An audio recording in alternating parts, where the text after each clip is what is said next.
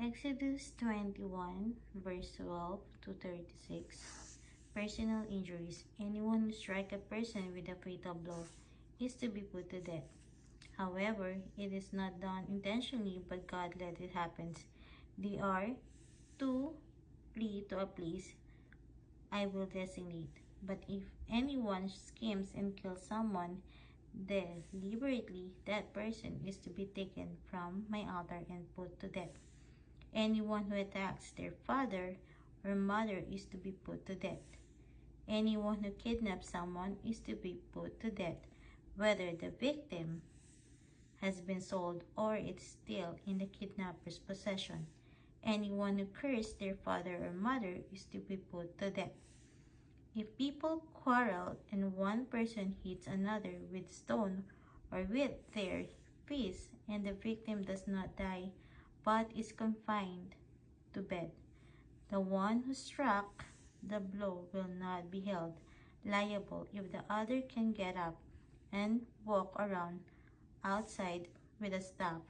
However, the guilty party must pay the injured person for any loss of time and see the victim is completely healed.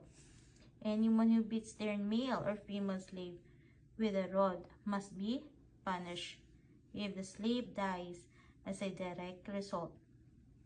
But they are not to be punished if the slave recovers after a day or two, since the slave is their property.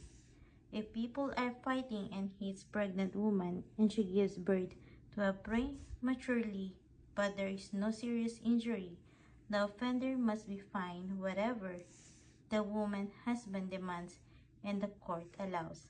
But if there is serious injury, you are to take life to life, eye to eye, tooth for tooth, hand for hand, foot for foot, burn to burn, wound for wound, bruise for bruise. An owner who hits a male or female slave in the eye and destroy it must let the slave go free to compensate for the eye, and the owner who knocks out the tooth of a male or female slave must let the slave go free to compensate for the tooth. If a bull gores man or woman to death, the bull is to be stoned to death, and its meat must not be eaten. If anyone uncovers a pit of digs and fails to cover it, and an ox or a donkey falls into it, the one who opened the pit must pay the owner for the loss and take the dead animal in exchange.